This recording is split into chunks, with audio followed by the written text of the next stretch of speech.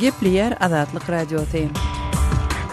Akşamınız hayırlı bolsun hormatly radio dinleyijiler. Şu gün 2017-nji ýylyň 21-nji iýuly hepdeniň anyny eferde habarlar gündeligi gepleşigimiziň esasy bölegine başlamazdan ozal täzelikler dinleň. Olaryň mazmuny bilen sizi men Gözel Hudaýberdiýewa tanış edýärim.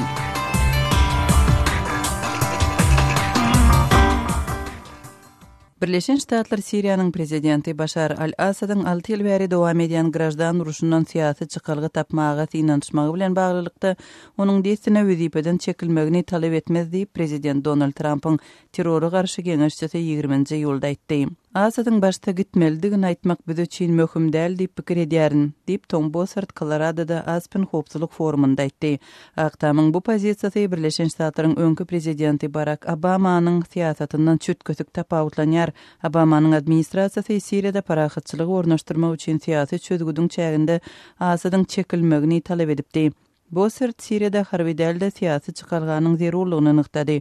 Emma şol bir wagtda Trump'yň administrasiýasynyň Siriýanyň Asadyň gol astynda galmagynyň ýurdun parahatçylyky boljagyna umyt bermeýär diýip hasap edýänligini aýtdy. Soňky wagtda gün batar döwletleriniň ençemesi Siriýanyň prezidenti Asad babatyndaky pozisiýalaryny gowşatdy. Moskwa we Washington kiber howpsuzlygy boýunça birleşen işçi toporuny döretmek barada gepleşik geçirýärler diýip Ortiýadyň prezidentiniň kiber howpsuzlyk boýunça geňeşçisi Andrey Krutskih 20-nji ýylda habar agentliklerine aýtdy. Gepleşikler uğruna barýar we teklip alýşlar. Bu gepleşikleriň geçirilmeginiň we şeýle kontaktlaryň amala aşyrylmagynyň zerurlygyny hiç kim ret etmeýär diýip Ortiýat resmiýetiniň sözünden sitata getirilýär. Ortiýatyň ýene bir resmiýeti Svetlana Lukash ýaňy ýakynda Germaniýada geçirilen uly ýigrimlik guramatynyň sammitiniň dowamında Ortiýatyň we Birleşen Ştatlaryň prezidentleriniň kiber howpsuzlyk bilen bagly meseleleri Birleşen Milletler guramatynyň üstü bilen ýa-da işçi toporuň bir bölegi hökmünde maslahat etmek barada ulalaşanlygyny aýtdy. Sammitin ýa-da Birleşen Ştatlaryň prezidenti Donald Trump şeýle topory döretmek ideýasy barada Putin bilen pikir alýşanlygyny aýdypdy. Emma Birleşen Ştatlaryň Kongresiniň liderleri bu ideýa garşy çykyp, ony Ortiýatyň 2016-njy ýylda Birleşen Ştatlaryň prezidentlik saýlawlaryna goşulşmagy baradaky çaklamalar bilen baglylykda tanqid etdiler. Ortiýatyň Ufa şäherinde ýüzlerçe adam protestde çykyp, Kreml tarapyndan bellenen we 2010-njy ýyldan bäri Başkyrtystan Respublikasyna ýolbaşçylyk edýän resmiýiniň wezipeden çekilmegini talep etdiler. Protestçiler regional lideri Rustem Hamitowyň ilat tarapyndan goldanmaýanlygyny aýtdylar. Demonstrantlar mektepleriň ýapylmagy çağalaryň arasynda ölüm derejesiniň ýokary bolmagy we saglygy saklaýyşyň gowşamagy ýaly problemalary gozgadylar. Şygarlaryň birinde 1000 mektep 7 ýylda ýapyldy diýilýär. Protest çykyşy hökümete degişli bolmadyk Başkir Halk Kongresi tarapyndan guruldy. 62 ýaşly Hamitow 2010-njy ýylda özünden öňkü regional lider Murtaza Rahimow korrupsiýada aýplanyp wezipesinden çekilen soň regiona ýolbaşçy hökmünde bellenipdi. Ýewropada howpsuzlyk we hyzmatdaşlyk guramatynyň Aşgabatdaky edarasynda türkmenistanly jurnalistleriň hak hukuklary boýunça günlük türgünleşik geçirildi. Guramanyň resmi maglumatyna görä 19-njy we 20-nji ýylda geçirilen çäre söz azatlygyna we jurnalistleriň maglumat ýygnamakdaky hem ýaýratmakdaky jogapkärçiligine degişli halkara kadrlaryna bagyşlanypdyr. Jurnalistleriň hukuklary boýunça geçirilen bu çäre türkmen mediasynyň wekilleri bilen bilelikde baş suwdyň şäher we etrap suwtlarynyň судьяларnyň aklawçylaryň gatnaşan habar berler. Türkmenistanda media terişdeleri döwletiň gol astynda hereket edýär. Ýurtda 7 çemeti telekanal işleýär we 30 golay gazet jurnal çap edilýär. Resmi taýdan hususy diýilip kesitlenen ýeketek neşir çapdan çykýar. Adam hukuklaryny we jurnalistleri goraýjy guramalar Türkmenistanyň metbuat söz azatlygyny ýygyderli batyş etmegini we ilatyň maglumat ýeterliligini çäklendirmegini tanqid edýärler. Adam hukuklaryny goraýjy Human Rights Watch guramatynyň resmi topory 2011-nji ýylda Özbekistandaky edarasy ýapylaly bäri bu ýurda ilkinji gezek sapar eder. Guramanyň merkezi boýunça bilermeni Steve Sverdlowyň 19-njy ýylda Azat Ýewropa Azatlyk radiosyna aýtmagyna görä 17-nji ýylda Özbekistanyň daşary işler ministri Abdulaziz Kamilov Human Rights Watch guramatynyň delegasiýasynyň Daşkentde awgust aýynda baryp biljekdigini aýdypdyr. Şeýle-de Kamilov adam hukuklaryny goraýjy beýleki guramalaryň hem ýurda baryp hyzmatdaşlygy ýoly goýup biljekdigini ma'lum edipdir. Özbekistany uzak wagtlap dolandyran Islom Kerimowyň geçen ýylda ýogulmagynyň ýa-ni häkimet başyna geçen Şafkat Mirziýewiň gol astynda Daşkent liberallyga tarap käbir ädimleri edip başlady. Hormatly radio dinleyijiler, siz günüň käbir täzelikleri bilen tanyş boldunuz.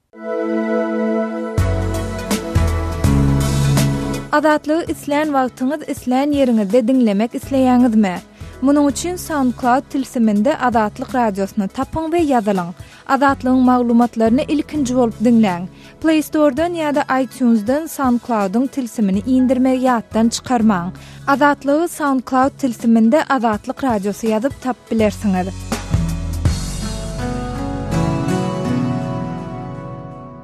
Gepleýär Azatlyk radiosy. Habarlar gündeligimizde başlaýar.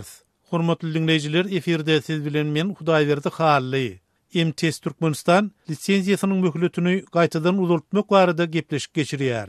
Russiýanyň MTS mobil aragatnaşyk kompaniýasy Türkmenistanyň alyp barýan işi boýunça lisenziýasynyň möhletini gaýtadan uzaltmak barada gepleşikleri amala aşyrýar diýip Azatlyk radiosynyň ýurt içindäki çeşmeleri habar berýärler. Ýatdyk geçdik, geçen aýda Azatlyk radiosy MTS Türkmenistan kompaniýasynyň öz lisenziýasynyň möhletini uzaltmak barada türkmen häkimetleri bilen geçirýän gepleşiklerinden häzir çenli anyk bir netije alyp bilmänligi we bu mobil operatorynyň ýurtdaky işini ýene bir gezek tutmak bilen %100 bolýanlygy habar berilipdi. Türkmenistanyň aragatnaşyk ministerligindäki bir-birinden garaşsyz iki çeşmeňiň tasdiklamagyna görä, Türkmen tarapy Aýnazar adly täze mobil aragatnaşyk operatorynyň MTS Türkmenistanyň infrastrukturasynyň peýdalanmagyna ruhsat berilmegi baradaky ılalaşygy teklip edipdir. Adynyň anonim galmagy şerti bilen maglumat beren Azatlygyň söhbetdeşi şeýle diýär.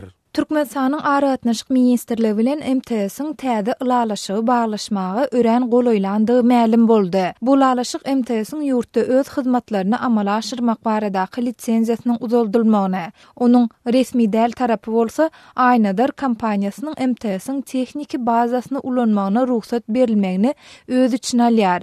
Şoňa meňdeş ılalaşyk ýagny MTS-iň tehniki bazasyny ulanmak tejribesi Altynasır milli mobil operator bilen baglanşykly hem aşyrlypdy. Ol başga kompaniýalaryň bazasyna esaslanyp mobil operatorlarynyň infrastrukturalaryny döretmek ýaly şuňa meňzeş tejribäniň beýleki döwletlerde hem bardygyny, ýöne başga ýurtlarda bu çäräniň bazar prinsiplerine göre amal edilýändigini sözüne goşdy. Ol Türkmen häkimetleriniň Altynasır döwlet kompaniýasynyň nakyýaly 3G standart görnüşindäki hyzmat lisenziýasyny häzir çenli MTS bermegi ret edenligini nazara alınmazda. Bu ılalaşygyň MTS-iň öz işini hil taýdan östürmäge ne derejede mümkinçilik berjekdiginiň nämälim bolmagyna galýanlygyny hem sözüne goşdy. Azatlyk radiosy gürrüň edilýän täze ılalaşyk dogrusyny maglumat almak üçin Russiýanyň MTS kompaniýasynyň Moskwadaky baş edarasynyň medeniýet öküli Dmitri Solodovnikow bilen habarlaşanyny, ol bu barada Rus kärhanasynyň öňkü pozisiýasyny saklajakdygyny aýdyp, haýsydyr bir kommentari bermekden saklandy. Türkmen häkimetleri MTS-iň ýurtda alyp barýan işini resmi taýdan bes edýänligi ýa-da etmeýänligi barada henüde çenli resmi beýanat bilen çykyş etmän gelýär. Gepin gerdişini görä ýatlasak, geçen aýyň aýagyny Aşgabatda we ýurdun beýlik welaýatlaryna MTS Türkmenistan mobil aragatnaşyk operatory öz hyzmatlary üçin müşterilerden tölegleri kabul etmek besetdi. Şonun bäri MTS Türkmenistanyň umuman telefon aragatnaşygy işlese-de, onuň mobil hyzmatlary nokatlaryndaky funksiýonlarynyň peýdalanyp bolmaýar. Bu vaka Azatlygyň MTS Türkmenistan we Türkmen Telekom kompaniýalaryndaky çeşmeleri MTS-iň işgärlerine başga iş gözlemegiň maslahat berilenligi barada habarlaryň ýa-da gawat geldi. MTS Türkmenistan hojalyk jemagaty bilen Türkmenistanyň döwlet kärhanasy bolan Türkmen Telekomyň arasyndaky 5 ýyllyk iş şertnamasyna 2012-nji ýylda gol çekildi we şonu belli bir şertleriň ýerine ýetirilmegi bilen bu alalaşygyň ýene 5 ýyla çenli uzaldyryp bilinjekdigi aýdylypdy. Emma Azatlygyň çeşmeleri şol sanyny MTS Türkmenistan mobil aragatnaşyk operatorlarynyň käbir resmisi hökümetiň ýokary gatlygyna ýakyn durýan adamlaryň döredýän täze mobil telefon aragatnaşyk ulgamyny has artykmaç şert döretmek üçin Rus kompaniýasynyň lisenziýasynyň uzaldylmaýandygyny iýun aýynyň ortalaryna habar berdiler. Munun ideýany, ýagny 23-nji iýunyna geçen hökümet maslahatyny prezident Berdimuhammedow Türkmenistanyň ýakyn wagtda Aýnazar atly täze öýjükli aragatnaşyk ulgamyny işe girdirmegiň planlaşdyrylýanlygyny ýylan etdi. türkmen mediasyna bu täze aragatnaşyk ulgamynyň Aşgabat şäher telefon ulgamy ýapyk görnüşli paýdarlylar jemgyýetiniň düzüminde döredilendigini habar berse-de, Azatlygyň ýurt içindäki bir-birinden garaşsyz üç çeşmesi bu mobil aragatnaşyk operatorynyň prezident Berdimuhammedowyň ýakyn garyndaşlarynyň eýçiligini nedigini tasdiklaýarlar.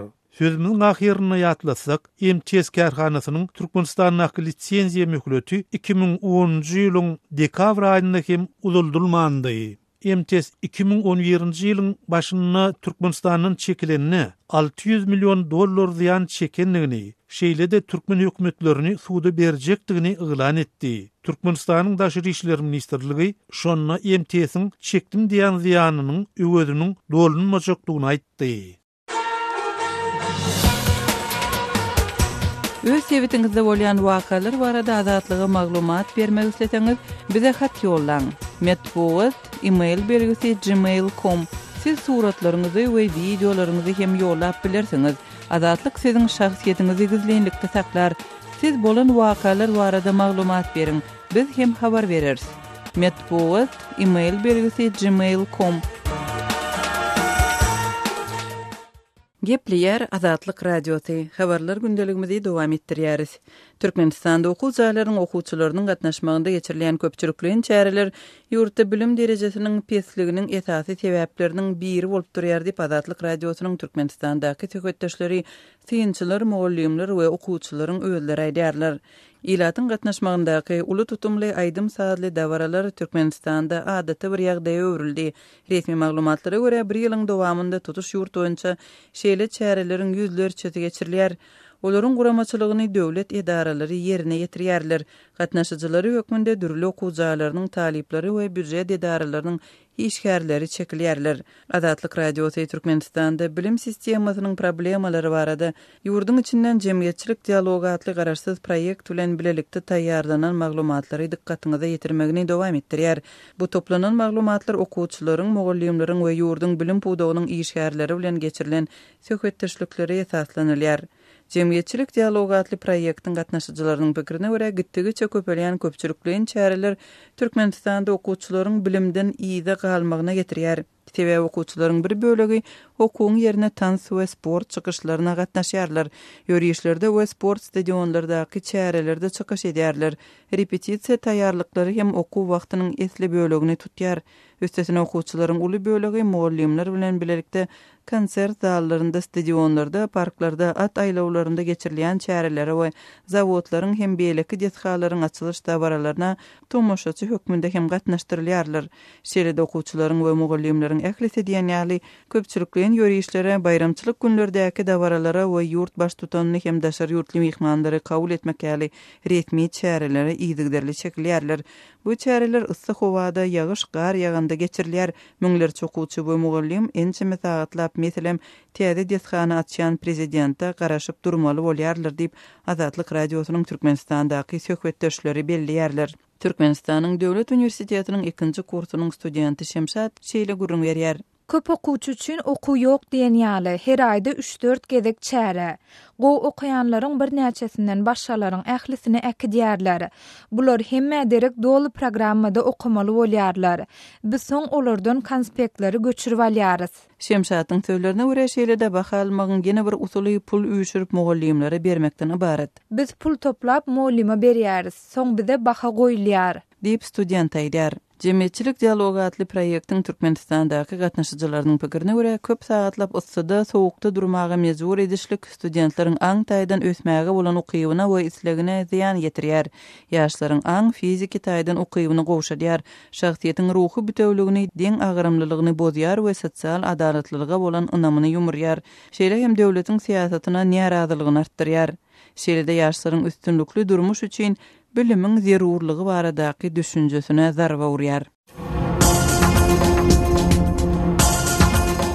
Öz sebetiňizde bolýan wakalar barada azatlyga maglumat bermek isleseňiz, biziň Facebook hasabymyzda ýazyň. Bizi gözlegi bölümine Azatlyk radiosu ýazyp tap bilersiňiz. Siz suratlaryňyzy we videolaryňyzy hem ýollap bilersiňiz. Azatlyk siziň şahsiýetiniňizi gizlinlikde saklar. Siz bolan wakalar barada maglumat beriň, biz hem habar bereriz.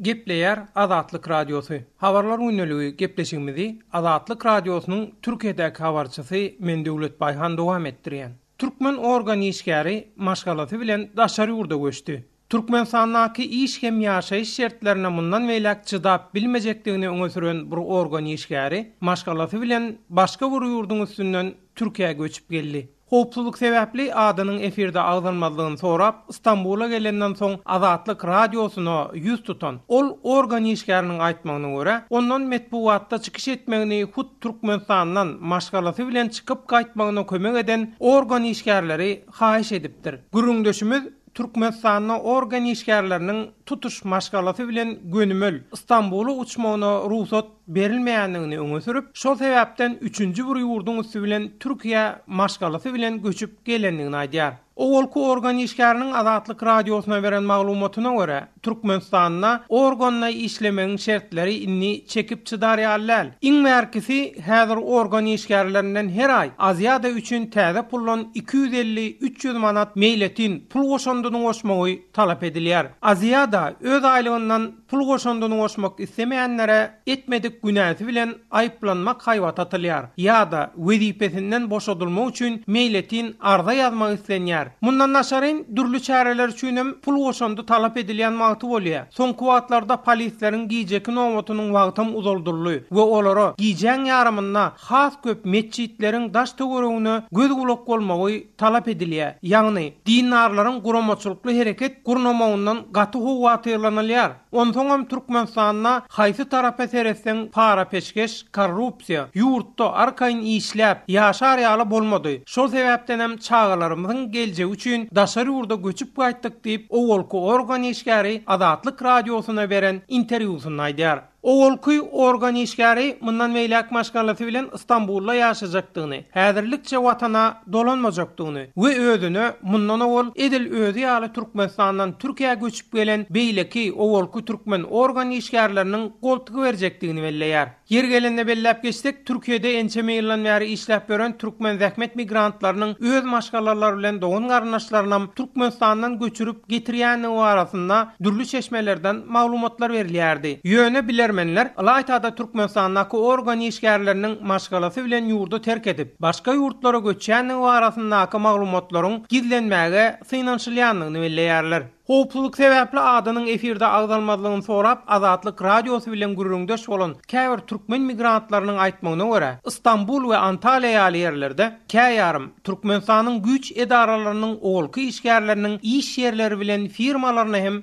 duş gelse bolýar. Gepin gerdişine görä ýatlap geçsek, Türkmenistanyň prezidenti Gurbanoğlu Berdimuhammedow şu ýylyň 4-nji maýyna geçiren hökümet maslahatyna prokuraturanyň we Içeri işler ministerliginiň resmiýetleriniň bir toparyny korrupsiýada Aman Murat Harliyevi baş prokurorun wezipesinden boşatdy. Şol mecliste prezident İçeri işler ministri Mulikowa hem Berkänç ölan etdi. Aýdylşyna görä, Türkmenistanyň İçeri işler ministri İskender Mulikow baş prokurorun gününe düşmezligi üçin atstavka çykmaga çalışýar. Emma ýurdun prezidenti onuň arzasyny kabul etmeýär. Gepleýär Azatlyk Radiosu. Gadyrly dinleýijiler, Azatlyk Radiosu türkmen raýatlarynyň haýyşlary esasynda olaryň prezidenti öz problemleri baradaky arazlaryny eşdirip bilmeklerine mümkinçilik töretmek maksady bilen hormatly arkadagatly ýürüýte rubrika başlaýar. Bu rubrikasyny siz öz kynçylyklaryňyzy beýan edip, olary efir arkaly eşitdirip, şeýle de Azatlygyň web saýtyna, sosial ulamlardaky sahypalaryna çap etdirip bilersiňiz. Siz öz hatlaryňyzy Azatlyga hat üstü bilen telefon arkaly bizim yerli habarçylarymyzyň üstü bilen ýetirip bilersiňiz.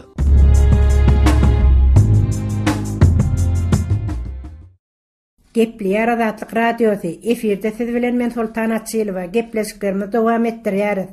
Türkmenistanly raýatlaryň daşary döwletlere seýahat etmek mümkinçilikleriniň barha çäklendirilýändigi barada maglumatlar artýar. Daşary döwletlere gitmek isleýän Türkmenistanly raýatlaryň esasy bölegini telekeçileriň we iş gözleginde sergezdan bolup beren raýatlaryň düzýändigini aýdyp, Aşgabatyň ýaşaýjysy 28 ýaşly Meret Şeýle gurrun berýär. Aşgabatyň aeroportundan uçara minýärler esasan Türkiýe döwletine gidýärler. İş gözleginde daşary döwlete gitmek isleýärler üçin, telekeçilik etmek isleýärler üçin hem Türkiýe'ye gitmek iňir amatly hasaplanýan ýurt bolup, Türkiýe'ye gitmek üçin wiza rejimi bolman, ol ýerde bir ay möhlet bilen galmaga ruhsat berilýärligi sebäpli türkmen raýatlary bu ýurda saýlap alýarlar diýip ol dowam edýär. Emma uçara minmel raýatlaryň her gün kreýslerden bir näçesiniň ýygyna gaýtarylýandygyna şaýat bolýardyň. Ýygyna gaýtarylýan raýatlar bolsa, özleriniň näme eden etmişiniň bardygyny hem bilmän, tergeden bolup ýygyna dolanmaly bolýarlar.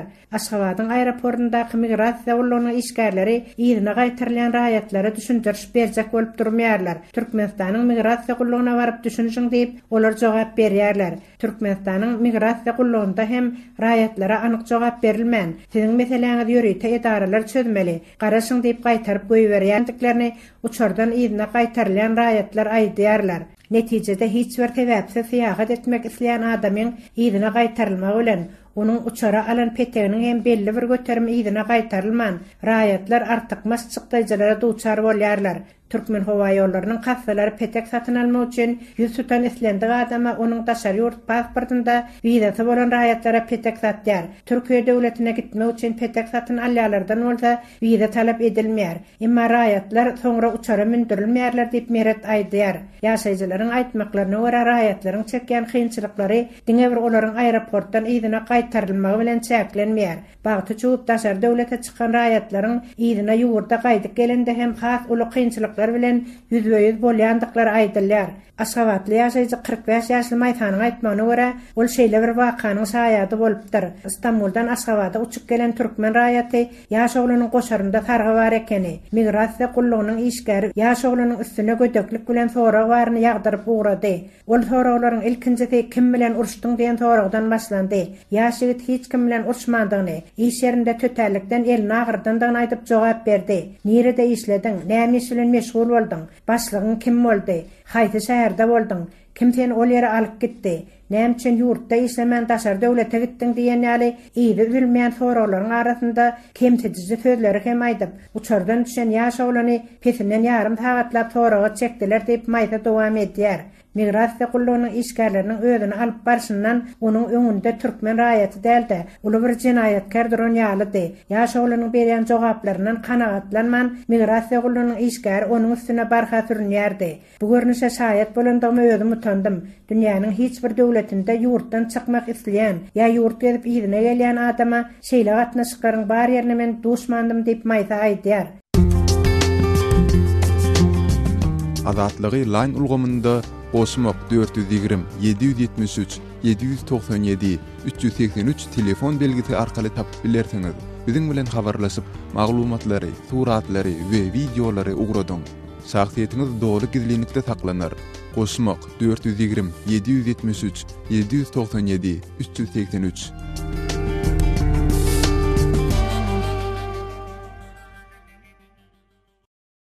Gepleýär Azatlyk Radiosu. Habarlar öndürügi maksat Ataýew bilen dowam edýär. Praga Sowet marşalynyň ýadygärlik ýazgysyny aýrýar. Çehiýanyň paýtagty Praganyň şäher häkimligi dowam edýän köne şäher awatlaýyş işleriniň çägine 2-nji jahan uruşunyň ahyryna şäheri azat ediş töwüşlerine gatnaşan Sowet marşalynyň hatyrasyna ýazylan demirden ýadygärlik ýazgysyny aýyrmagy kararlaşdyrdy. Şäher häkimliginiň medbuat wekili 20-nji iýulda Gyzyl goşunyň marşaly Ivan Konyew barada ýazylan tekstleriň taryhy jähitden näme takyklyklar sebäpli ol barada ýazylan demirden ýadygärlik ýazgynyň aýrylanyny ma'lum etdi. Şäheriň ilatynyň agyryan ýadygärligi Konyewiň orsiýetdäki aýatda diýri dogun garandaşlaryny sowgat etmäge isleg bildirýändigine garamazdan ýadygärlik ýazgysy Praganyň şäher muzeýine berilir diýip häkimligiň resmi sözüniň üstüne ýetirdi. 1945-nji ýylyň 5-nji may güni Nazi Germaniýasynyň basyp aljy güýçlerine garşy Praganyň halky ayaklanýar. Munyň ýygyny Rus azad ediş armiýasy, ýagny Sowet lideri Josif Staline garşy nemis goşunlarynyň düdümine töweşmäge isleg bildiren Sowet goşunlary hem Pragalylaryň hataryny ayaklanmagy goşulýar. 8-nji maýda nemis güýçleri gowdgalaňçylar bilen ok atyşlygy besetmek boýunça ulalaşan soň Pragadan ýyda çekilmäge başlaýar. 9-njy may güni şäher nemislerden dolu diýilen ýaly arastalanan soň Gyzyl goşunyň bölümçileri Konyewiň başçylygyny Çeh paýtagtyna girýär. Edil şol wagtlarda Amerikan generaly George Patton'yň ýol başçylygynaky 3-nji goşun hem Praganyň etegine baryp ýetipdi. Ýöne olar Odol Stalin bilen barışlan syýasy ulalaşyk sebäpli ayaklananlary goldap herekete geçmeýär. Çexiyaly taryhçylar Konifin goşunlarynyň hatarına Sowet gildin gulluklarının ýörüti güýçleriniň bolanlygyny we olaryň bolşeviklere garşy gidýän müňlerçe Çex raýatyny gabap Çexiýalylary Sowet wähmet dödüş lagerlerine uğradanlygyny aýdýar. Konif 1950-1960 ýyllar aralygyny Warşawa paktynyň goşunlaryna baş tutsunlyk etdi we 1956 ýylda Wenger rewolýusiýasyny basyp ýatyrdy. Ol soňra Günnäwar Germaniýada Sowet basyp güýçleriniň komandiri boldy. 1991 ýylda Konifin Polşanyň Krakow şäherine dikilen heykeli aýryldy. 1945 ýylyň ýanwar aýyny Konifin goşunlary Krakowy azad edipdiler. Praganyň töweregindäki etrapçylaryň birini Konifin Ulakan heykeli henide çenli dur. 2014 ýylda oňa gulgyny renk bilen huligançylykly hüjüm edilipdi. Heykel aýyrmak boýunça ýylyderli edilen çağırışlara garamazdan Praganyň ýerli resmisi Azatlyk radiosyny özleriniň heykeli aýyrmaly diýen düşünje eýermeýänliklerini aýdypdy. Ýerli resmi Konifin bizi azad etmekde bitiren işlerine goşmaçy hökmünü onuň başaran zatlary barada terbiýeçilik ähmiýetli tekstlerde agzamak ýerlikli bolardy diýdi. Gepler Azatlyk radiosu. Efirde habarlar gündəligi programmamız. Men Şaymerdan Ulumradi Kabuldan. Demirgazyk Awganystanyň Faryab welaýatynda howpsuzlyk şertleri gitdigiçe ýaramazlaşýar. Welaýatyň ençeme etrafynda awgan güýçler bilen jeňçileriň arasynda söwüş barýar. Türkmenistanyň iýerilýän elektrik tugyny da jeňçiler ziýan ýetirdi. Jeňçiler Anuhoy meýmene şaýolunam kesdi. Faryab welaýatynda barýan ýagdaýlar bilen bagly welaýatyň ýerli geňeşiniň sekretary deputat Ak Muhammed Nuri bilen söhbetdeşligi size höderlýär.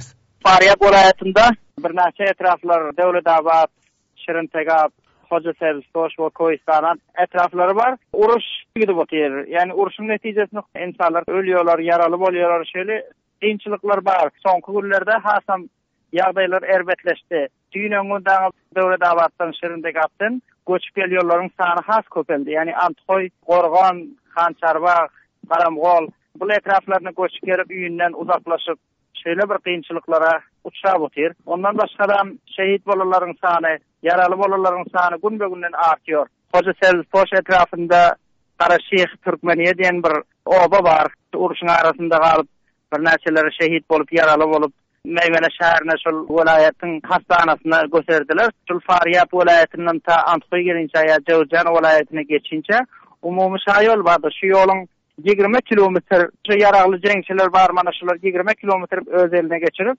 musafirler üçin hem ýoldan ötüp geçýärler üçin hem gynag döredip otyrlar da. Ýaş çağalar bar, ýa aýallar bar. Mana bularyň ýagdaý gynandyrjy ýagdaýlary bar. Ýani bular erkekleri her halatda bolsa-da özüni bir ýere alyp çyksa, maşgalada galýan aýal oglan uşaklary bar. Şolaryň güni gynrak boldy. Türkmenistanyň elektrik togy iberliýe Faryab welaýatyny şu elektrik togynydan ziýan ýetipdir. Elektrik togynyň iki ýerden kesilerini bize aýtdylar. Biri Döwletabaddan, biri hem Jumabazar, Hoca Sebstoş etrafynyň merkezi. 2 günden bäri jeňçiler barlygy üçin uruş gidip oturuş üçin elektrik togynyň işgärleri gelip ony baglap bilmän otyrlar. Faryab welaýatynda türkmenler hem gowçun bolup ýaşar. Faryab welaýatynyň etraplarynda türkmenlerden etrap hakim barmy? Gynansagam hazırlykça ýok. Biziň welaýatymyzda 14 etraf var. 14 etrafda Faryab halky ýaşaýar. Şonuň 6 etrafynda türkmenler ýaşaýar. Çördülüswalyk, Anthoy, Gorgan, Garamgol, Hançarbag, Döwletabad, Hoca Sebstoş, Karaşyhy, Türkmeniýe diýen obasy bar. Gaýsaryň Şah diýen bir uly karýalary bar. O ýerde türkmenler ýaşaýar. Bilçiragda ýaşaýan türkmenler bar. Bilçiragda da hazır uruş gidipdir. O ýerde de jeňçiler bazı hareketleri başlapdyr. Hormatly radio dinleyijiler, şunuň bilen habarlar gündeligimiziň şu günkü sanyny geçirip gutarýarys.